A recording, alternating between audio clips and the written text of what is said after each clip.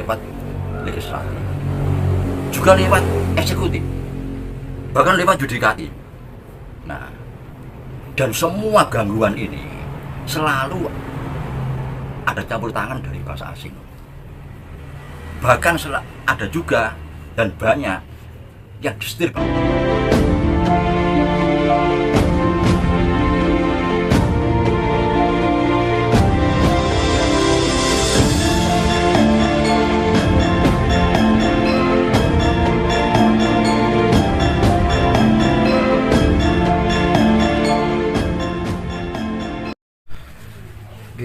Mbah Gatot, alhamdulillah bisa bertemu kembali.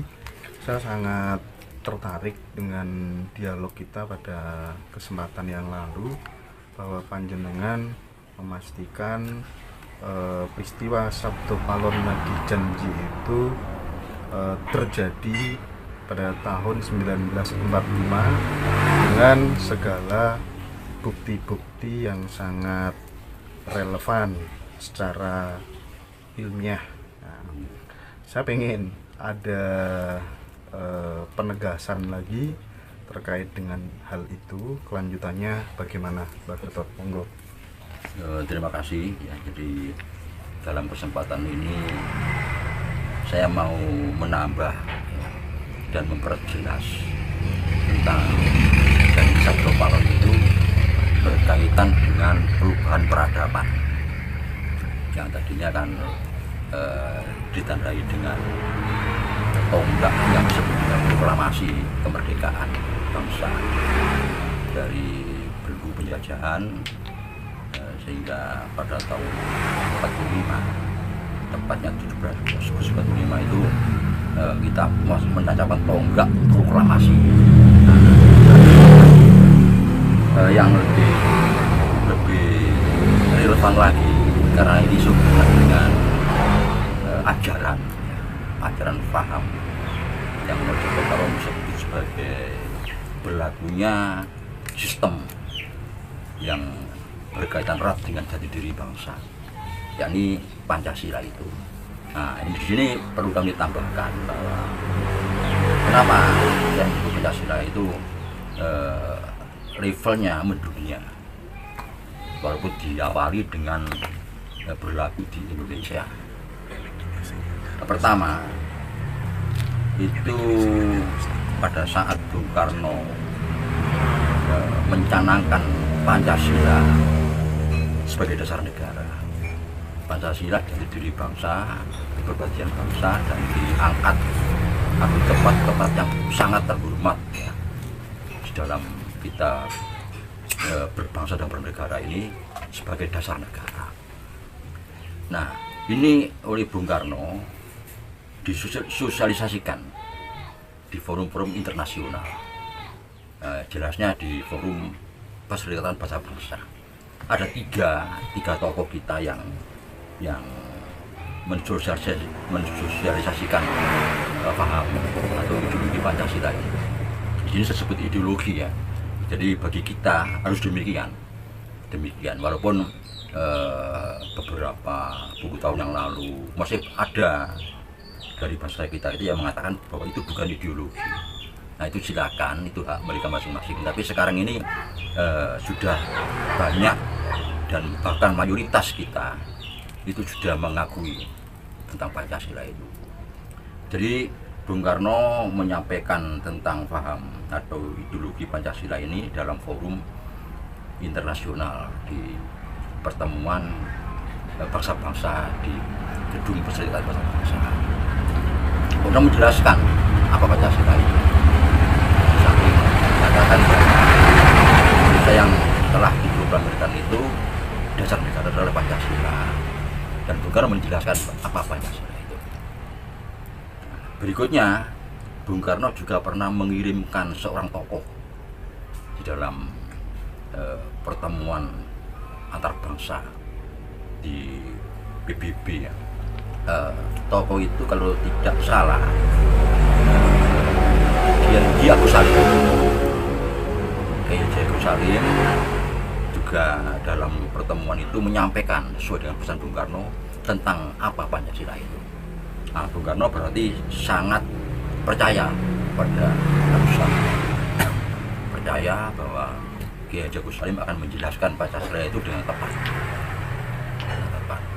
Nah, yang menarik setelah Kiai Haji Agus Salim ini pulang ke Indonesia, beliau bercerita, dan ceritanya ini sempat disiarkan di radio, waktu itu di Biskop. Biskop itu setiap kali mau main ada ekstra itu pasti dokumentasi negara, film dokumenter yang disampaikan. Itu ada yang menarik begini, Kiai Haji Agus Salim itu orangnya memang unik. Jadi beliau itu pakai kumis ringkip gini ya, terus pakai jenggotnya muter melengkung ini, jenggotnya itu putih melungker. Nah, memang terkesan Mak Nyusewu seperti kambing. Sehingga pada saat giliran beliau untuk tampil ke mimbar, kan bergilir perwakilan negara-negara itu, beliau sorai. Dan ada juga sekelompok peserta itu yang ngeledek dengan katakan mbek gitu. Kiai Agus Salim tenang aja. Demikian beliau di mimbar, beliau salam mengucapkan saudara-saudara yang terhormat dan kambing-kambing yang terhormat. Nah, itu sempat protes. Undangannya ada binatang di dalam. Iya. Nah, terus Kajor jawab, yang bebek dari siapa? Itu di situ uniknya. Sehingga dengan cerita itu selalu dicangking di dalam setiap kita berbicara tentang masalah Pancasila di forum internasional pada apal-apal kemerdekaan. Itu akhirnya menjadi terkesan kita. Nah, yang lebih terkesan lagi setelah Kiai Haji Agus Salim itu menerangkan tentang Pancasila, beliau kembali duduk. Itu ada beberapa negara yang mendekati, antara lain Cina. Nah, utusan dari Cina itu mengatakan nanti kelak Pancasila akan dipakai oleh semua negara akan dipakai oleh dunia Pancasila. Ini kata-kata Kiai Haji Agus Salim. Kelak Pancasila itu, ideologi Pancasila itu akan dipakai dunia. Itu kata-kata itu. Nah, ini sangat berkesan, meyakinkan pada kita bahwa memang ideologi yang ditawarkan oleh Bung Karno itu tidak sembarangan. Jadi betul-betul ideologi yang mampu untuk menggantikan ideologi lain yang sudah dianggap usang oleh Bung Karno tadi.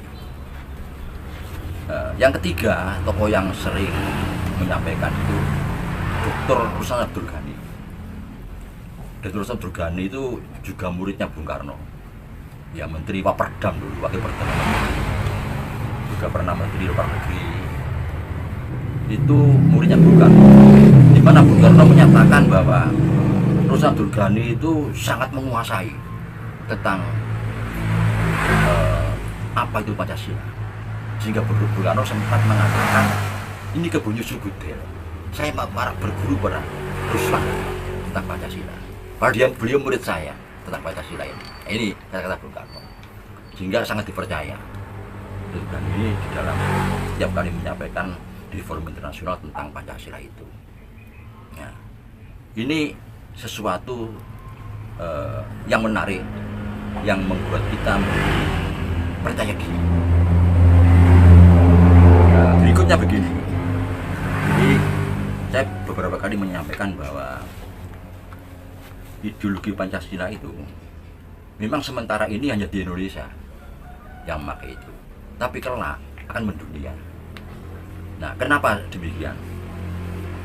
Kita paham, masih ingatan kita masih kuatnya pada saat kita habis memberikan kemerdekaan negara yang kita banggakan itu dengan dasar Pancasila. Jadi maaf, di sini saya tidak mengatakan negara yang kita dirikan, bukan ya. Indonesia itu sudah ada jauh sebelumnya. Sebelum merdeka itu sudah ada. Pernah bernama Mojopahit, pernah bernama Singosari, pernah bernama Paguyuban. Nah, pada saat bernama Majapahit terpotong, terpenggal karena dihancurkan oleh bangsa luar. Dan akhirnya kita terjajah selama ratusan tahun dan akhirnya kita kembali merdeka dari penjajahan. Sehingga saya katakan bahwa diproklamirkan itu saja. Nah, gangguan-gangguan yang muncul dari dalam, dorongan dari dalam, dan serangan dari luar itu selalu mengarah kepada digantinya Pancasila sebagai dasar negara. Itu yang sering terjadi. Jadi setiap gangguan yang mengganggu jalannya pemerintahan, mengganggu pembangunan, itu salah satu tujuan pokoknya adalah menggantikan Pancasila sebagai dasar negara. Tapi berkali-kali muncul selalu tunggal dan gagal. Mulai dari gerakan Muso, ya, PKI Muso, yang kiblatnya itu Rusia, DITI, PRRI, Permista, NII, Komando Jihad, itu terus sampai G30 SPKI yang akan menggantikan Pancasila ini dengan ideologi lain, liberal dan sebagainya. Tapi semua gagal. Juga termasuk gangguan-gangguan untuk merubah ideologi Pancasila ini dengan cara konstitusional. Ini yang perlu kita pahami. Yang tadinya berbentuk unkonstitusional, jadi melawan konstitusi, jadi makar sifatnya, memberontak. Tapi ada juga gerakan yang konstitusional lewat jalur eksekutif, legislatif, menguasai forum, diusahakan forum. Nanti kalau kalau musyawarah tidak bisa dicapai, lantas dengan voting dia menang. Nah ini kan jalur yang konstitusional lewat legislatif, juga lewat eksekutif, bahkan lewat yudikatif.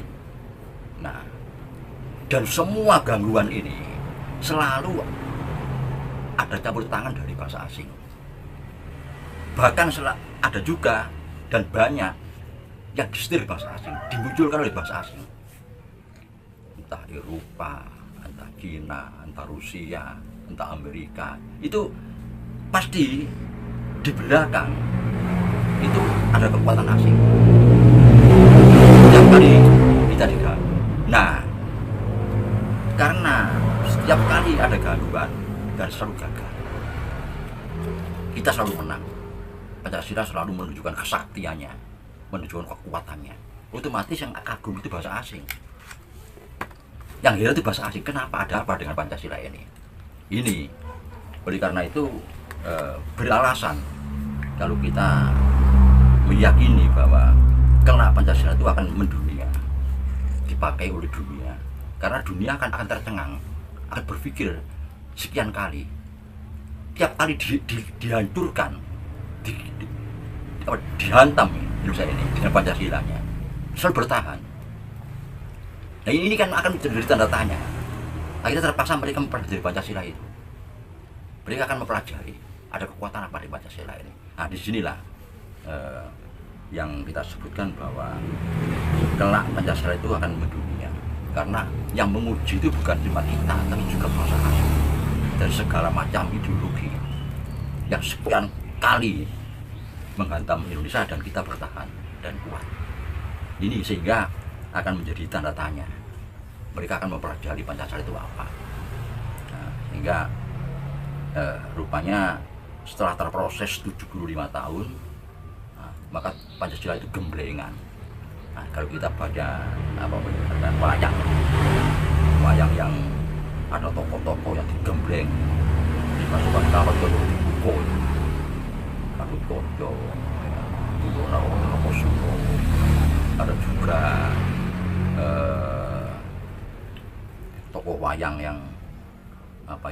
yang sangat sakti, Wisageni, itu kan gemblengan kawat Candra Dimuka. Jadi bukan mengibaratkan itu. Jadi Pancasila itu digembleng di mana-mana, sehingga 75 tahun itu sangat dewasa, kuat sekali dan akan dikagumi. Jadi